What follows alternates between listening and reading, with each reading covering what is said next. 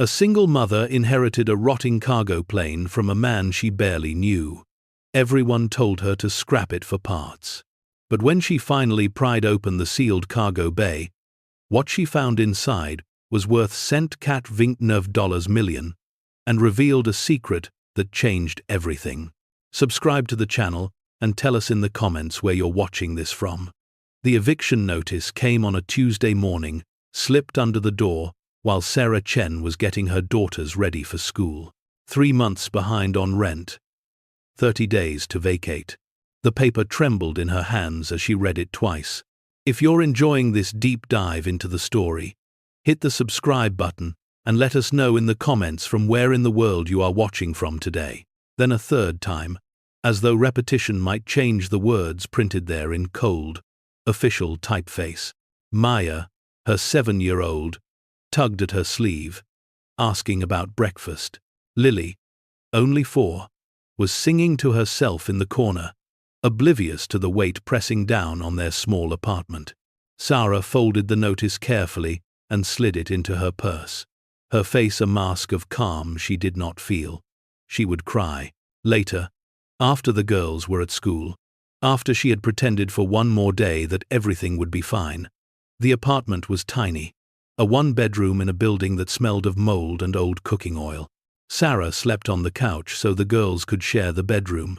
It wasn't much, but it was theirs, at least for 30 more days. After that, she had no idea where they would go. Her job at the medical supply warehouse paid barely above minimum wage, and after childcare, groceries, and the bus pass she needed to get to work, there was nothing left. She had sold everything of value months ago: her mother's jewelry, the television, even the car she had driven when life was different, when her ex-husband still pretended to care. That morning, as she walked Maya to the elementary school 3 blocks away, her phone buzzed. She almost ignored it. Unknown numbers usually meant bill collectors or scammers, but something made her answer. The voice on the other end was formal, clipped, belonging to a man who introduced himself as Gerald Matthews, attorney at law.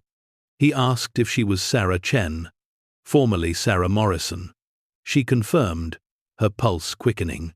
He explained that he was calling regarding the estate of Marcus Chen, recently deceased. The name hit her like a stone.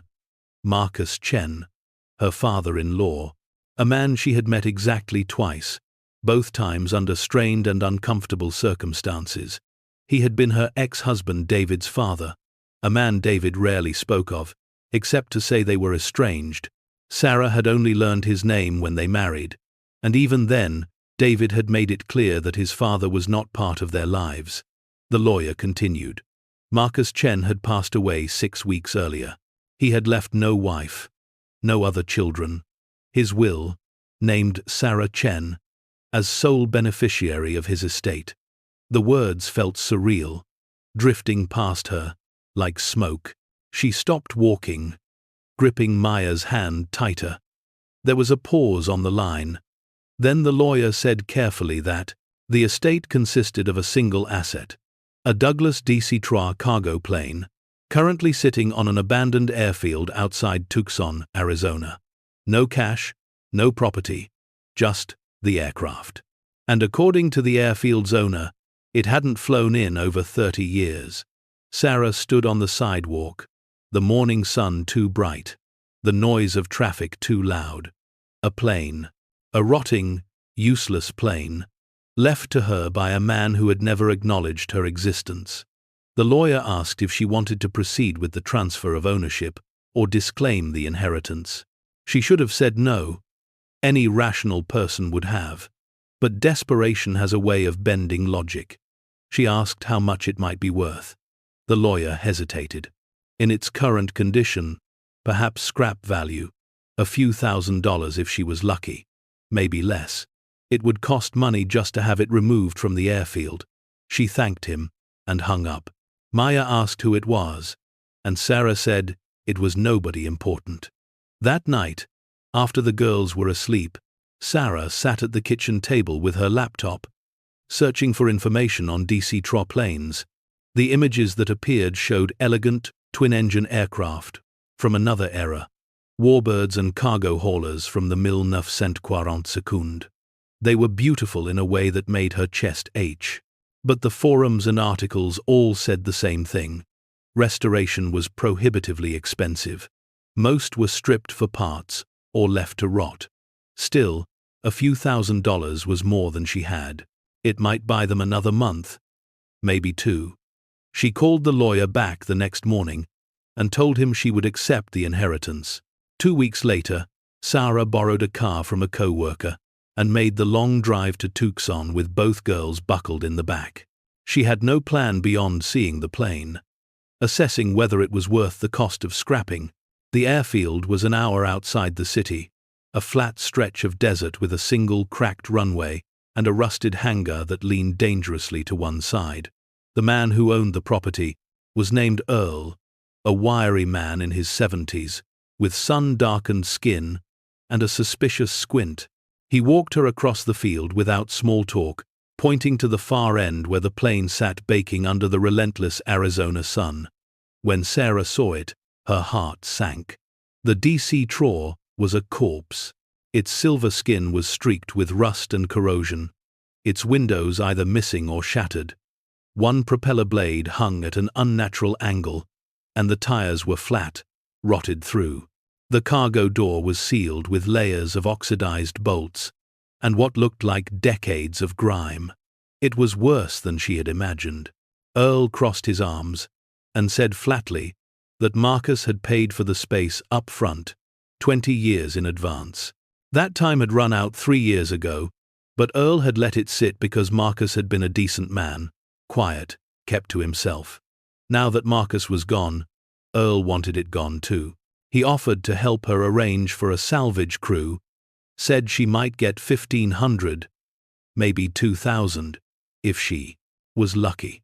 Sarah walked around the plane slowly, the girls trailing behind her, their small voices echoing in the vast silence of the desert. Maya asked if the plane could fly, and Sarah said, "No, not anymore." Lily pressed her face against the fuselage, the metal hot beneath her palms, and said it looked like a sleeping dragon. Sarah almost smiled. That night, in a motel room that smelled of bleach and cigarettes, Sarah lay awake staring at the ceiling. The eviction notice was still in her purse. The clock was still ticking. She thought of Marcus Chen, a man she had never known, who had spent decades guarding this rusting hulk in the middle of nowhere. Why? What had he seen in it that no one else could? The next morning, she returned to the airfield alone. Earl let her borrow a crowbar and a flashlight. She told him she wanted to see inside before making a decision. He shrugged and walked away, leaving her to her foolishness. The cargo door was harder to open than she expected. The bolts were corroded, the metal warped by heat and time. She strained against the crowbar, her hands blistering, sweat soaking through her shirt. It took an hour before the door gave way with a groan that echoed across the empty desert. The smell that rushed out was overwhelming. Dust, mildew, and something else. Something old and metallic that made her throat tighten. She shone the flashlight inside. The cargo bay was vast and dark, the walls lined with storage nets and rotting canvas, and in the center, stacked carefully and covered with tarps, were crates, dozens of them. Sarah stepped inside, her boots echoing on the metal floor. She approached the nearest crate and pulled back the tarp. Dust exploded into the air, making her cough. Beneath the covering was a wooden crate, stamped with faded letters she could barely read. She pried it open with the crowbar. Inside, wrapped in layers of protective cloth, was a carved wooden figure, its surface intricate and impossibly detailed. Her breath caught. She unwrapped another object, a jade mask, its eyes hollow but luminous in the beam of her flashlight. Then, another, a golden figurine, small but heavy, its surface etched with symbols she did not recognize. Her hands were shaking. She opened another crate, then another. Pottery, jewelry, textiles, statues, all ancient, all exquisite. If you find this story engaging, please take a moment to subscribe and enable notifications. It helps us continue producing in-depth content like this. She did not know what she was looking at, but she understood instinctively that it was worth far more than a few $1,000s. She stumbled out of the cargo bay, her mind reeling. Earl was sitting in the shade of the hangar, and when he saw her face, he straightened. She asked him if he knew what was inside the plane. He shook his head slowly. "Marcus never let anyone near it," he said. "Told me it was personal cargo. I figured it was junk, old man's memories." Sarah looked back at the plane, its hulking silhouette shimmering in the heat. This was not junk. This was a treasure. And it had been left to her by a man who had nothing else to give. When she returned to the motel that night, she did not sleep. She sat on the bed with her laptop, searching, cross-referencing, trying to understand. By dawn, she had pieced together enough to know that what lay inside that plane was more than she could have imagined. It was her daughter's future. It was salvation. It was a mystery that would change everything. But it was also dangerous, because treasures like this did not stay hidden without reason. And the moment she opened that cargo door, she had set something in motion that could not be stopped. The clock was ticking, but now, for the first time in years, Sarah Chen felt something other than fear. She felt hope, and she would fight for it with everything she had. Sarah's first instinct was to call someone, anyone. But who? The police? A museum? The moment she spoke of what she had found, control would slip from her hands. She had learned that lesson the hard way in her marriage. Trust the wrong person, and everything you have built crumbles. So she stayed quiet. The morning after her discovery, she drove the girls back to Phoenix, her mind a whirlwind of questions. What were those artifacts? Where had they come from? And why had Marcus Chen, a man who lived modestly and died alone, been guarding them in the desert for decades? She needed answers, but she also needed time. Time she did not have. Back in Phoenix, the eviction notice sat on her kitchen counter like a ticking bomb. 23 days left. She called the lawyer, Gerald Matthews, and asked if there was any record of where Marcus had acquired the plane or what it had carried. He said the will was simple, almost brutally so. No explanations, no letters, just her name and the registration number of the aircraft. Sarah pressed him.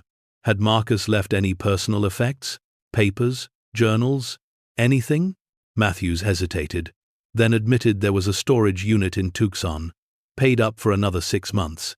He gave her the address and the access code. She thanked him and hung up, already planning her return. She could not afford another day off work, could not afford the gas, could not afford any of this. But desperation has a way of making the impossible seem necessary. That weekend, she borrowed the car again, left the girls with a neighbor, and drove back to Tucson alone. The storage unit was in a low-rent facility on the outskirts of town, rows of orange metal doors baking under the sun. Marcus's unit was small, 10 by 10, and when she rolled up the door, the heat inside was suffocating. It was filled with boxes, neatly stacked, labeled in cramped handwriting. She pulled the nearest one down and opened it. Inside were letters, dozens of them, bound with string. She untied the bundle and began to read. The letters were addressed to Marcus from someone named Elena. They were written in Spanish, and though Sarah's Spanish was limited, she understood enough to grasp their meaning. Elena was pleading with him. She wrote of stolen history, of artifacts taken from her country during a time of chaos, of a promise he had made to protect them until they could be returned. The dates on the letters spanned decades, the earliest from 1947, the latest from just 5 years ago. Sarah sat on the concrete floor of the storage unit, reading letter after letter, piecing together a story that made her chest tighten. Marcus had not stolen the artifacts. He had saved them. In another box, she found photographs. Marcus as a young man, standing beside the DC Trois, its paint fresh, its engines gleaming. In some photos, he was with a woman, dark-haired and serious, her hand resting on the fuselage. On the back of one photo, someone had written, Eleanor and Marcus, Waxaka, 1986. Sarah's pulse quickened. She dug deeper and found a journal, its leather cover cracked and faded. Inside, Marcus had documented everything in meticulous detail. How he had flown cargo runs across Central and South America in the 1942. How he had witnessed the looting of archaeological sites during political upheavals. How Elena, a museum curator, had begged him to help save what could be saved. He had agreed, using his plane to smuggle artifacts out of the hands of black market dealers and corrupt officials.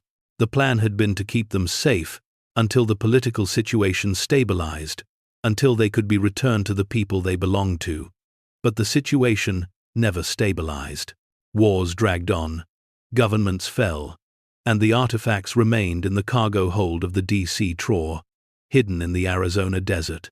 Marcus had waited his entire life for the chance to return them, but that chance had never come. And now, the burden had fallen to Sarah. She sat in the storage unit until the sun began to set. The letters and photographs spread around her like pieces of a life she had never known. Marcus Chen was not the bitter, absent man her ex-husband had described. He was a man who had sacrificed everything, his family, his future, to protect something he believed was worth more than himself. Sarah felt a strange kinship with him, this stranger who had left her a mystery instead of money. She understood what it meant to carry weight alone, to make choices no one else would understand. When she returned to Phoenix that night, she did not tell anyone what she had learned. Not the lawyer, not her neighbor, not even her own daughters. She locked the knowledge inside herself and began to plan. Over the next week, she researched obsessively. She learned that the artifacts in the cargo bay, based on the descriptions in Marcus's journal, were likely from Zapotec and Mixtec cultures, ancient civilizations from southern Mexico. If authenticated, they would be worth millions, perhaps tens of millions. But more than their monetary value, they were irreplaceable pieces of history. Sarah contacted a professor of archaeology at Arizona State University, posing as a student researching repatriation laws. The professor, a woman named Dr. Ramona Delgado, explained that stolen cultural artifacts were subject to international treaties. If Sarah had found such items, the ethical and legal course would be to contact the Mexican government and arrange for their return. But Sarah also learned that the process could take years, mired in bureaucracy and legal battles. And in the meantime, she would have no claim to the artifacts, no compensation, nothing. She would lose the one thing that could save her and her daughters. The eviction clock kept ticking. 16 days left. One evening, as she sat at the kitchen table staring at the pile of bills she could not pay, her phone rang. It was Earl, the airfield owner. His voice was tense. He told her that 2 men had come by asking about the plane, asking about her. They had not given names, but they had offered him money for information. Earl had told them nothing, but he was spooked. He said she needed to be careful, that whatever was in that plane, other people knew about it. Sarah's blood ran cold. She asked what the men looked like, but Earl's description was vague. Well-dressed, professional, the kind of men who did not belong in the desert. She thanked him and hung up, her hands trembling. Whoever these men were, they had found her, and they would not stop until they got what they wanted. That night, Sarah made a decision. She could not return the artifacts through official channels. It would take too long, and she would lose everything in the process. But she also could not sell them on the black market. That would make her no better than the looters Marcus had fought against. There had to be another way. She thought of Eleanor, the woman in the photographs, the one who had written those desperate letters. If she was still alive, she would know what to do. Sarah went back to the storage unit and searched until she found an envelope with a return address in Oaxaca, Mexico. The most recent letter dated 5 years ago. It was a long shot, but it was the only shot she had. She drafted an email, carefully wording it to avoid revealing too much, and sent it to the address on the envelope. Then, she waited. 2 days later, a response came. It was brief, written in careful English. "I have been waiting for this message for 30 years. Tell me where you are, and I will come." Sarah stared at the screen, her heart pounding. She replied with her phone number, and within an hour, her phone rang. The voice on the other end was accented, warm, but cautious. Eleanor. She was in her 70s now, but her voice carried the same urgency Sarah had read in the letters. Elena explained that she had never stopped looking for the artifacts, that she had feared they were lost forever after Marcus's death. She asked Sarah what she wanted, money or recognition. Sarah surprised herself with her answer. She wanted neither. She wanted the artifacts to go home, but she also needed help. She had 2 daughters, an eviction notice, and no way to survive the bureaucracy of international repatriation. Eleanor was silent for a long moment. Then she said, "There are people who will help, people who care about more than money. Give me 2 days, and I will arrange everything." Sarah wanted to believe her, but trust did not come easily anymore. Still, what choice did she have? Over the next 48 hours, Sarah barely slept. She watched the calendar, watched the door, waited for the men Earl had described to appear, but they did not come. On the 3rd day, Elena called again. She had contacted a coalition of museums, indigenous groups, and legal advocates who specialized in repatriation. They were prepared to act quickly, to move the artifacts through a private channel that would bypass the usual delays. And in exchange for Sarah's cooperation, they would provide her with a finder's fee, a percentage of the appraised value, enough to change her life. It was not a fortune, but it was enough. Enough to pay the rent, to move to a better place, to give her daughters the stability they deserved. And it was ethical. The artifacts would go home, and she would not be left with nothing. Sarah agreed. Within a week, a team arrived in Tucson. Archaeologists, lawyers, representatives from the Mexican consulate. They documented every item in the cargo bay, cataloging, photographing, authenticating. The process was meticulous, reverent. When the final count was complete, the lead archaeologist, a man named Dr. Herrera, approached Sarah with tears in his eyes. He told her that what she had protected was beyond price. The collection included pieces that had been missing for decades, artifacts that filled gaps in the historical record that would allow entire chapters of history to be rewritten. The appraised value, for insurance purposes, was $189 million. Sarah could not breathe. Dr. Herrera continued. The finder's fee, negotiated by Elena, would be 5%, $9.4 million, paid in installments, over 3 years, but the first payment would come within 30 days, enough to cover everything, enough to change everything. Sarah stood in the cargo bay of the DC Troa, surrounded by the artifacts Marcus had died protecting, and felt something break open inside her. Not grief, not relief, but gratitude, for a man she had never known, who had trusted her with his life's work, for Elena, who had never stopped believing, for the chance to do something right in a world that had felt so wrong. When the artifacts were carefully loaded onto trucks and driven away, escorted by armed guards and legal experts, Sarah stood beside Earl, on the empty airfield. He asked her what she was going to do with the plane now. She looked at it, the rotting hulk that had saved her life, and said she didn't know yet. Maybe restore it. Maybe turn it into something people could see. A monument to the man who had refused to let history disappear. Earl nodded slowly. then said something that stayed with her. Marcus was a good man. Quiet, but good. I think he'd be proud of you. Sarah did not cry often, but she cried then, standing in the desert heat, her daughters safe at home, her future unfolding in ways she had never imagined. The eviction notice was still in her purse, but it no longer mattered. She had 30 days before the first payment, but she also had something else. She had proof that doing the right thing, even when it cost everything, could still lead to grace. That night, she called her daughters and told them they were going to be okay. Maya asked how she knew, and Sarah said simply, because someone believed in us, even when we didn't know it. And in the darkness of the Arizona desert, under a sky full of stars, the DC Troy sat silent and still, its cargo bay empty for the first time in decades. It had carried a secret across time, and now, at last, it could rest. The story was not over. But the most important part, the part about hope and history, and a single mother who refused to give up, that part had just begun.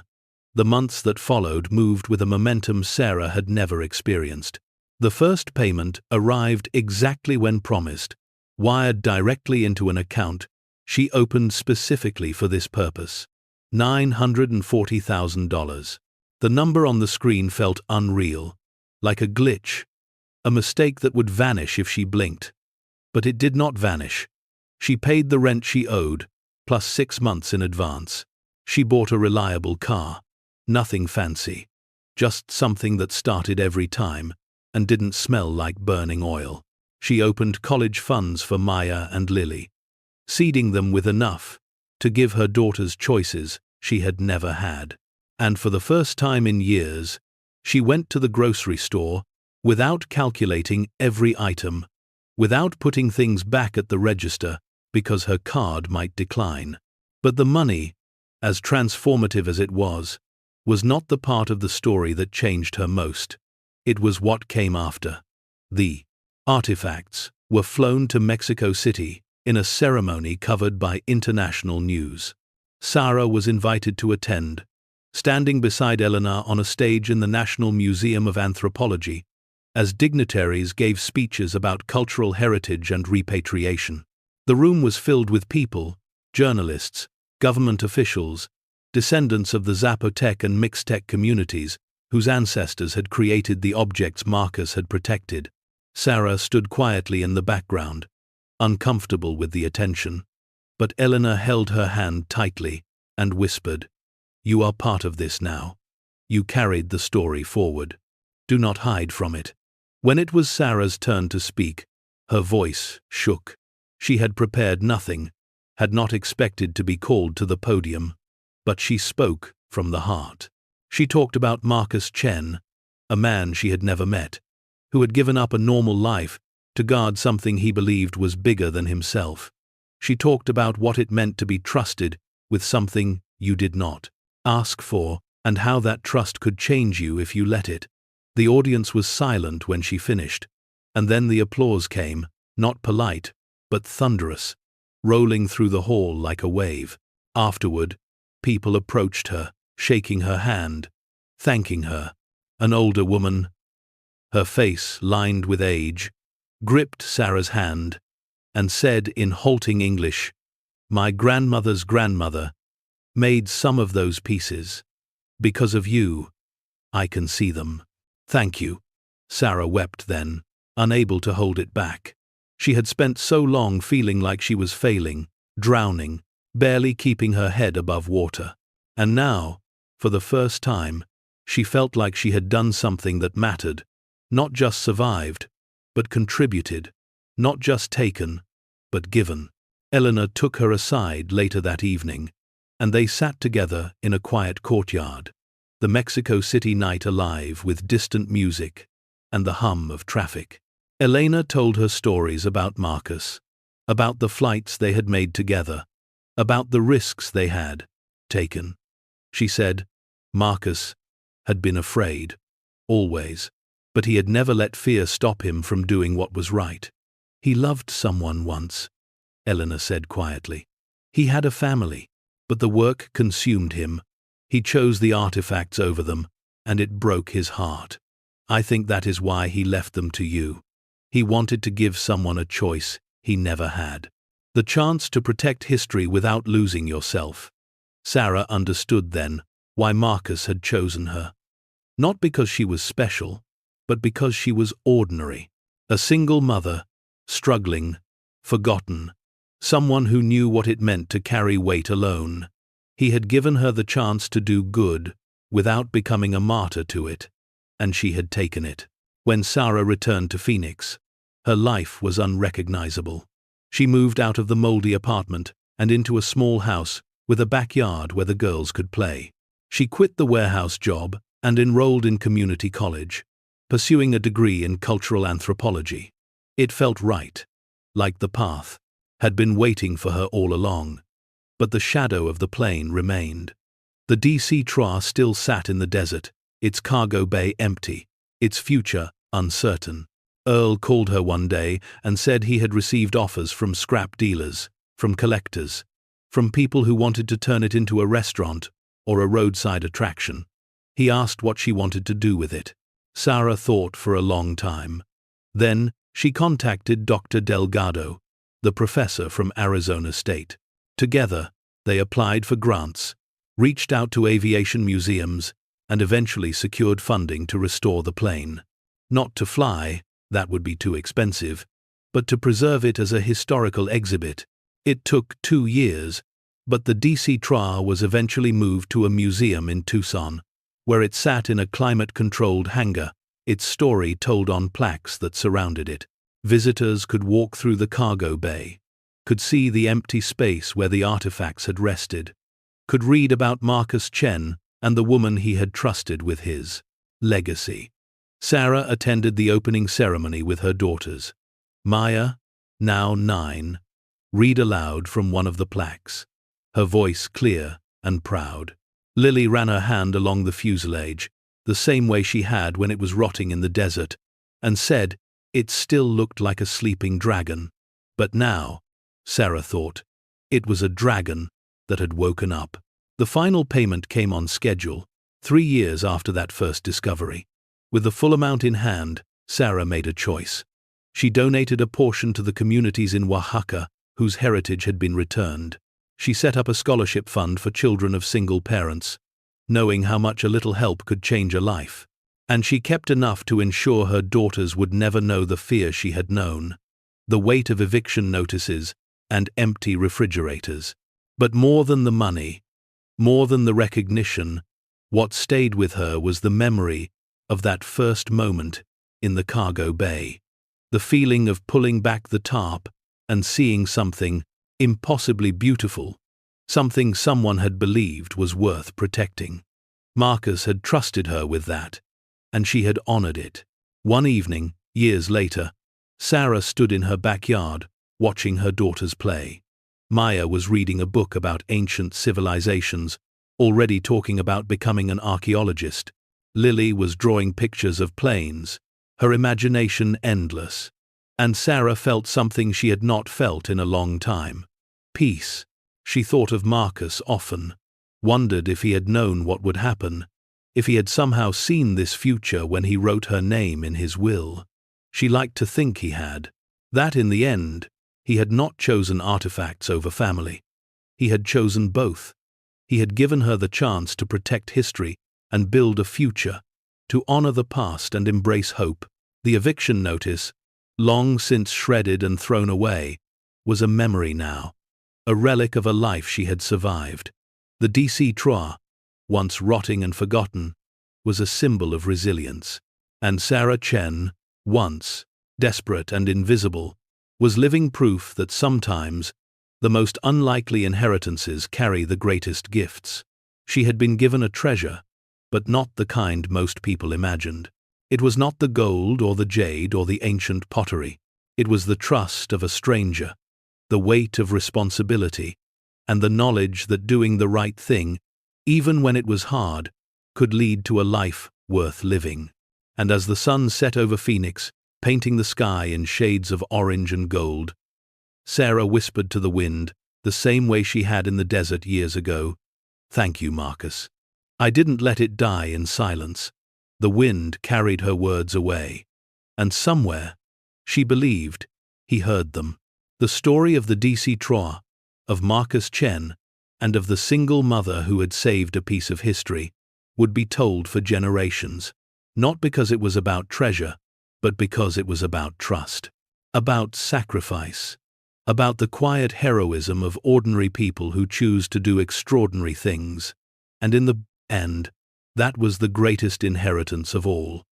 The year after the artifacts were returned marked a turning point, not just in Sarah's finances, but in her understanding of what Marcus Chen had truly left her. The money had stabilized her life, yes, but it was the questions that lingered, the gaps in Marcus's story that kept her awake at night, that drove her to dig deeper into the man who had changed everything. She started small, going through the boxes in the storage unit more carefully this time, reading every letter, studying every photograph with the kind of attention she had never been able to afford before. Now, with time on her side, and her daughters in a good school, she could afford to be thorough. What she found painted a picture far more complex than she had imagined. Marcus Chen had not been a simple cargo pilot. The deeper she dug, the more she realized he had been connected to a network of people, academics, indigenous rights activists, archaeologists, who operated in the people, shadows of international law. There were letters from university professors thanking him for safe passage, notes from village elders expressing gratitude for items returned, even a commendation from a small museum in Guatemala that had never been made public. He had been doing this work for decades, not just in Mexico, but across Central and South America. The DC Trois, Arizona, had been his final repository, the place where he had stored the items he could not return during his lifetime, waiting for a moment that never came. Sarah began to understand that the $4.29 million appraisal was just one collection, one chapter. There might be more. She contacted Elena again, this time not out of necessity, but out of genuine curiosity. They met in Tucson, and Elena arrived with a worn leather briefcase that looked as old as the DC Trois itself.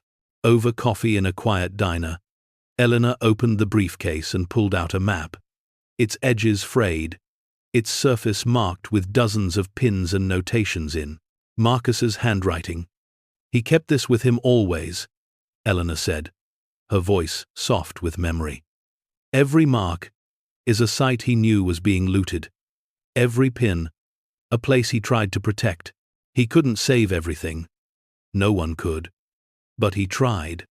Sarah studied the map, her fingers tracing the routes that crisscrossed countries she had never visited. Guatemala, Honduras, Peru, Colombia. So many places, so much loss. Elena continued. There were others like him, pilots and smugglers, who turned their skills toward preservation instead of profit. Most of them are gone now.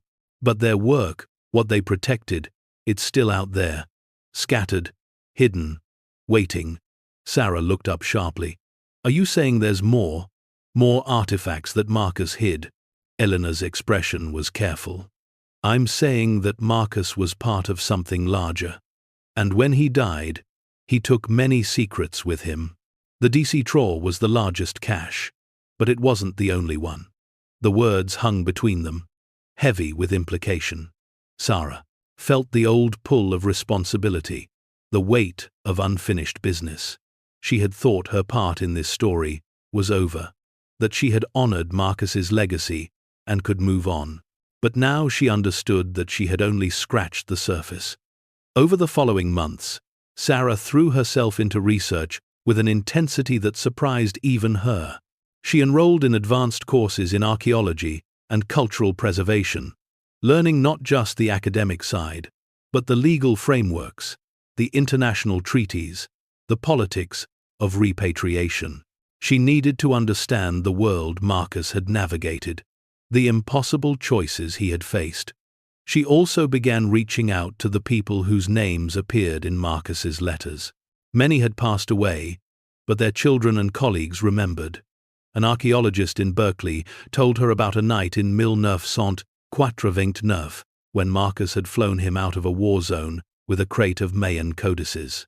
A retired museum curator in Mexico City recalled how Marcus had refused payment for his work, asking only that the items be displayed with proper attribution to their communities of origin.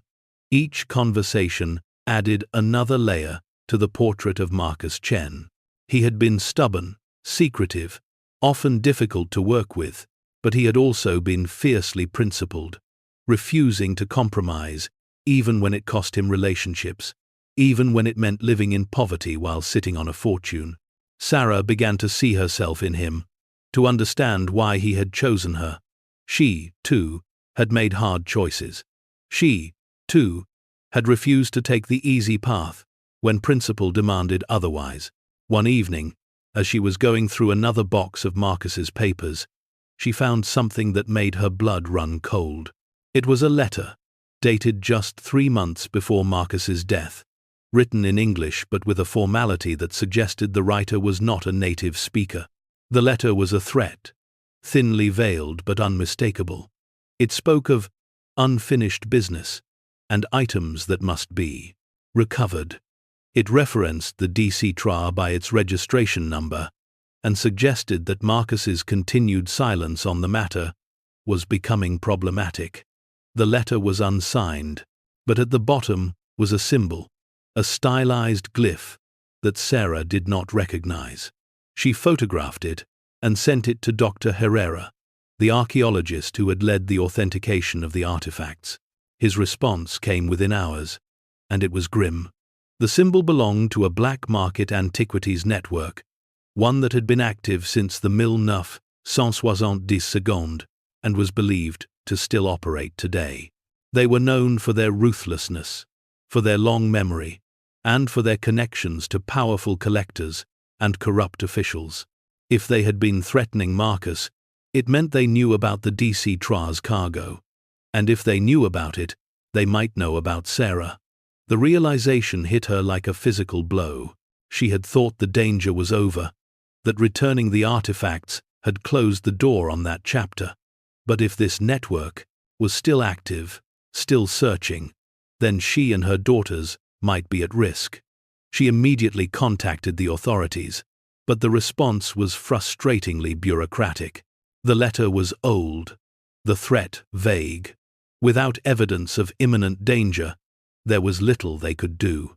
Sarah made a decision then. She would not wait for danger to find her. She would go on the offensive. She contacted a journalist, the same one who had covered the story of the artifact's return, and arranged a meeting. She brought the letter, the symbol, and everything she had learned about Marcus's network. The journalist, a woman named Claire Westbrook, listened intently, her recorder running, her eyes sharp with interest. "This is bigger than one man," Claire said when Sarah finished. "This is about a system that's been operating for decades, stealing history and selling it to the highest bidder. If we expose them, if we show the connections, it could shut them down." Sarah hesitated. "But it could also make to me a target." Claire met her gaze steadily. "You're already a target. The question is whether you want to be a silent one or a vocal one." The article ran 6 weeks later, a comprehensive investigation that traced the antiquities black market from looted sites in Central America to auction houses in New York and London. It named names, showed receipts, and featured Sarah's story prominently as an example of how one person's courage could disrupt an entire network. The response was immediate and intense. Sarah received threats, anonymous calls, messages that made her move to a new house with better security. But she also received support, archaeologists, activists, and ordinary people who were outraged by what they read, reached out with offers of help, with their own stories, with leads on other hidden caches. A movement began to form, small but determined, dedicated to finishing what Marcus and others like him had started. Eleanor became Sarah's closest ally in this new phase. Together, they worked to identify other locations where artifacts might be hidden, other pilots and smugglers who might have been part of Marcus's network. It was dangerous work, but it was also exhilarating. For the first time in her life, Sarah felt like she was part of something that mattered beyond her own survival. One lead took them to a small airstrip in New Mexico, where an old hangar supposedly held items from Marcus's early runs. The hangar belonged to a retired pilot named Jack Morales, who greeted them with suspicion until Sarah mentioned Marcus's name. Jack's weathered face softened, and he led them inside without another word. The hangar was filled with aircraft, parts, and tools, but in the back, behind a false wall, was a climate-controlled room. Inside were 3 large crates, each marked with the same careful notations Sarah had seen on the DC Traw's cargo. Jack told them he had been holding these for Marcus, waiting for instructions that never came. Now, with Marcus gone, he was relieved to finally let them go. The crates contained pre-Columbian pottery, textiles, and jewelry, items that had been looted from sites in Peru during the 1982. Sarah arranged for their authentication and return, working with the Peruvian government and cultural organizations to ensure they went to the communities they had been stolen from. The process took months, but when it was complete, another piece of Marcus's mission was fulfilled. But the work took a toll. Sarah found herself exhausted, stretched thin between her studies, her daughters, and the ever-expanding project of tracking down Marcus's legacy. There were nights when she questioned whether she was doing the right thing, whether she was sacrificing too much of her own life for a cause that could never be fully won. Her daughters noticed her distraction, her frequent absence, her late-night phone calls in Spanish and English. One evening, Maya, now 10, confronted her. "Mom, are you going to end up like that man? The one who left us the plane. Are you going to give up everything for this?" The question cut deep, because Sarah had asked herself the same thing. She sat down with both girls and tried to explain. She told them about Marcus, about what he had sacrificed, and why. She told them that history mattered, that the stories of people who came before them deserved to be protected and honored.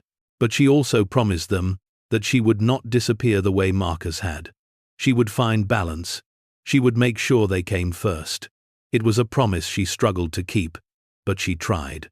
She set boundaries, designated family time, made sure she was present for school events and bedtime stories. It was not perfect, but it was enough. Her daughters began to understand, even to take pride in what she was doing. The breakthrough came 2 years after the original discovery. Sarah received a package in the mail. No return address. Postmarked from Guatemala City. Inside was a USB drive and a handwritten note, in Spanish, that read, "Marcus told me, if anything happened to him, I should find Sarah Chen. This is everything he wanted you to know." Sarah plugged the drive into her laptop with trembling hands. It contained dozens of files, documents, photographs, GPS coordinates, and a video. She clicked on the video, and Marcus's face filled the screen.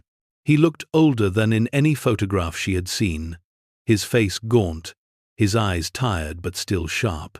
The date stamp showed it had been recorded just weeks before his death.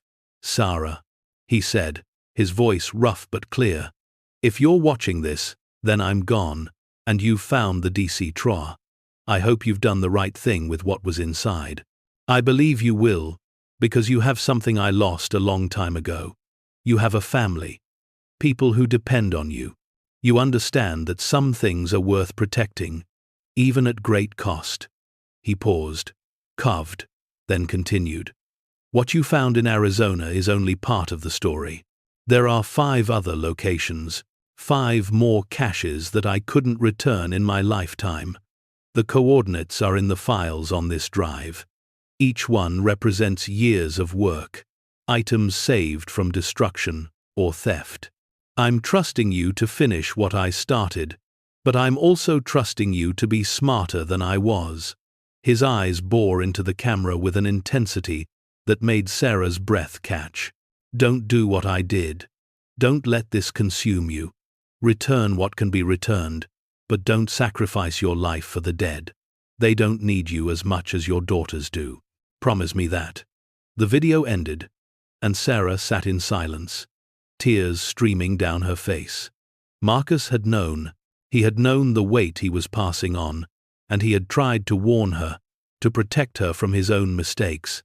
She spent the next week studying the files, cross-referencing the coordinates, researching the items Marcus had described. The 5 locations were spread across 3 countries, each holding artifacts worth millions. But more than their monetary value, they represented cultures, histories, identities that had been stolen and hidden. Returning them would be a massive undertaking, one that would require resources, expertise, and time. Sarah made a decision. She would not do this alone. She reached out to Dr. Herrera, to Elena, to Claire the journalist, and to a network of other experts and activists she had met over the past 2 years. Together, they formed a coalition, a non-profit organization dedicated to completing Marcus's mission and continuing the work of protecting cultural heritage. They called it the Chen Legacy Project. The organization grew quickly, attracting funding from foundations, support from governments, and volunteers from around the world. Sarah became its public face, telling Marcus's story, sharing her own, and advocating for stronger protections for archaeological sites and artifacts. She traveled to conferences, gave speeches, and worked with lawmakers to strengthen repatriation laws. But she also kept her promise to Marcus. She made sure her daughters were part of the journey, bringing them to museum openings where artifacts were returned, introducing them to the people whose heritage was being restored, teaching them that history was not just something in books, but something alive, something worth fighting for. The first of the 5 caches was recovered from a storage facility in Belize. It contained Mayan artifacts, including several stellar fragments that had been missing for decades. The return ceremony was held in a small village, and Sarah watched as elders wept openly, touching the stone carvings that told the stories of their ancestors.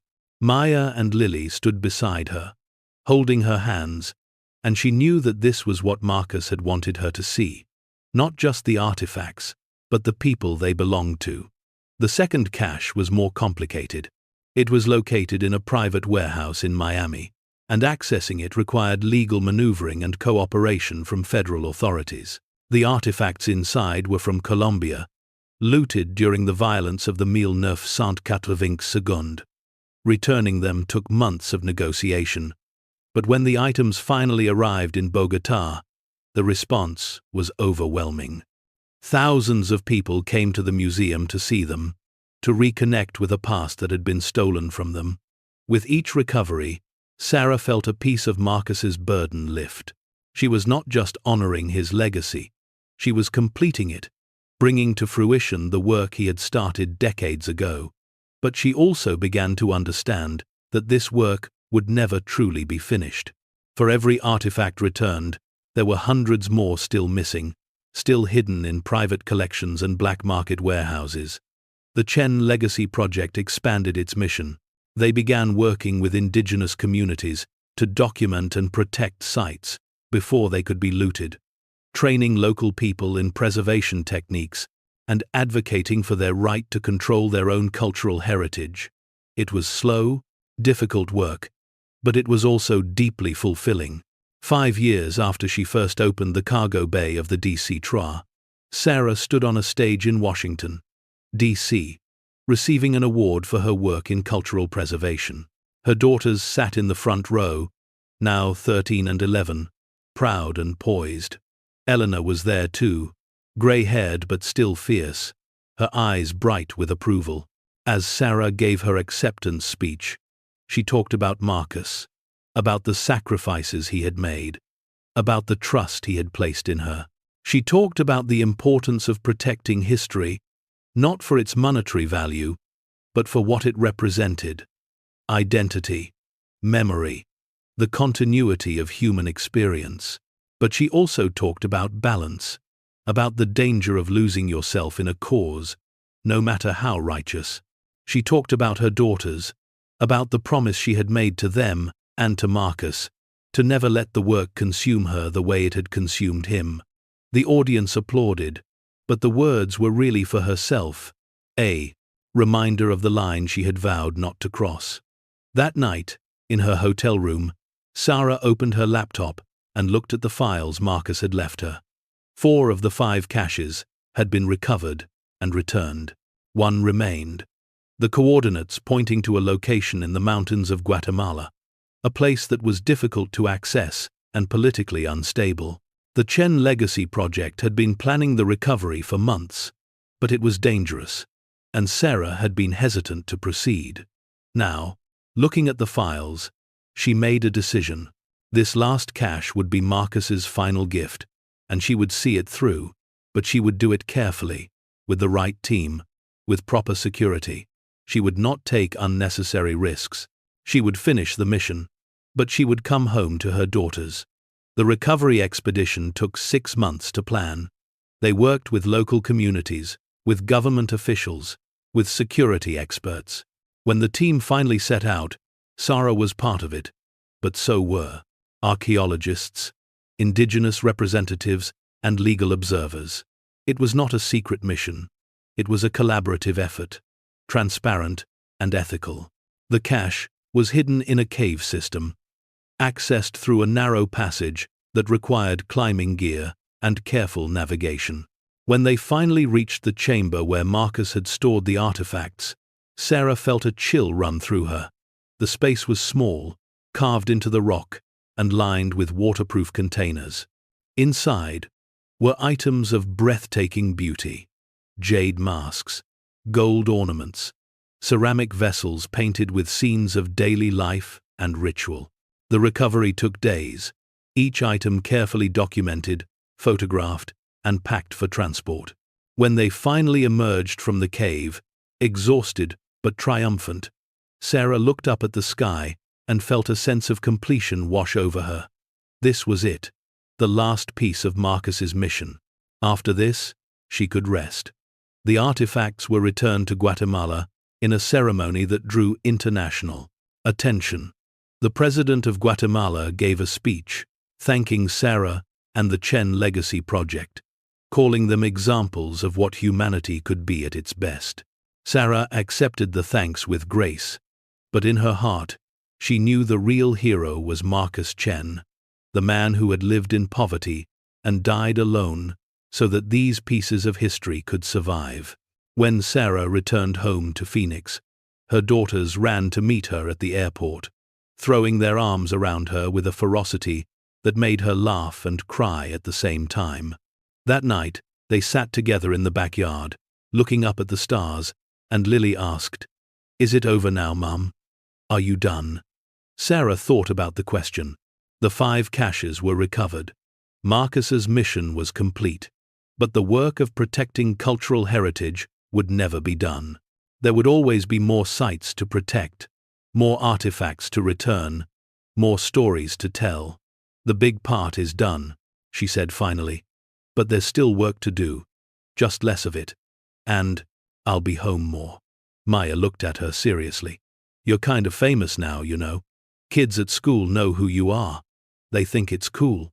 Sarah smiled. "What do you think?" Her daughter considered. "I think you did something important. But I'm glad you're coming home." That night, after the girls were asleep, Sarah went to her office and looked at the photograph of Marcus standing beside the DC Tra, young and confident, not yet marked by the weight of his choices. She had framed it and hung it on the wall, a reminder of where it all started. "I kept my promise," she whispered to the image. "I finished what you started, but I didn't lose myself. I found balance. The years that followed were quieter, but no less meaningful. The Chen Legacy Project continued its work, but with a broader team and less reliance on Sarah's constant involvement. She completed her degree, wrote a book about Marcus's life and legacy, and became a consultant for museums and governments on repatriation issues.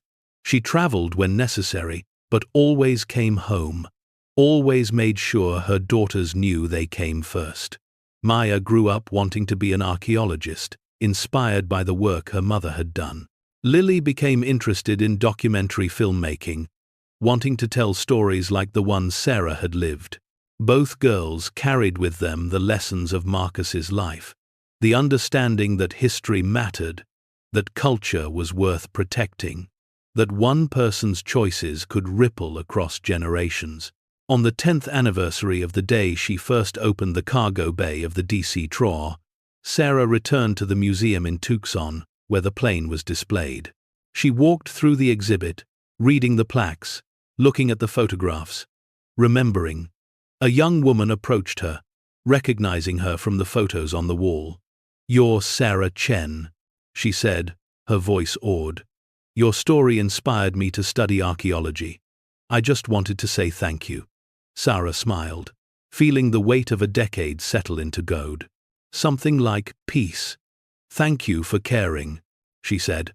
"That's what matters most, that people remember, that they care enough to protect what's been left to us." As she drove home that evening, the Arizona sunset painting the sky in shades of gold and crimson, Sarah thought about inheritance, about what people leave behind. Marcus had left her a plane, but more than that, he had left her a purpose.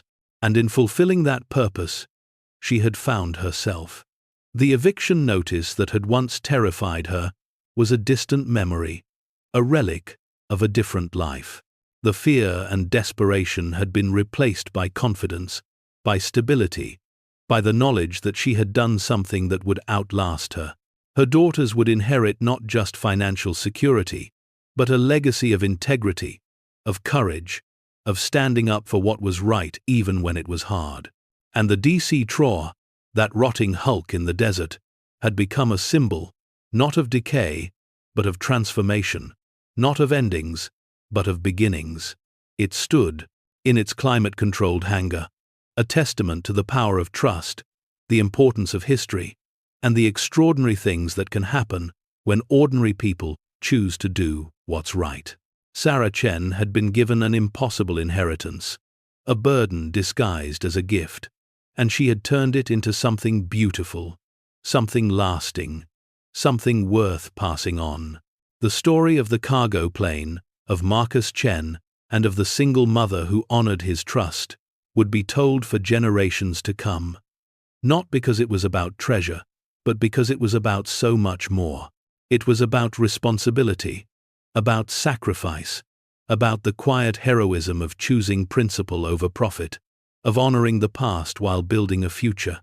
And in the end, that was the greatest treasure of all. Thank you so much for watching until the end. If you loved this story, check out the other videos on your screen now. I think you'll really enjoy them. And don't forget to subscribe if you haven't already. See you in the next story.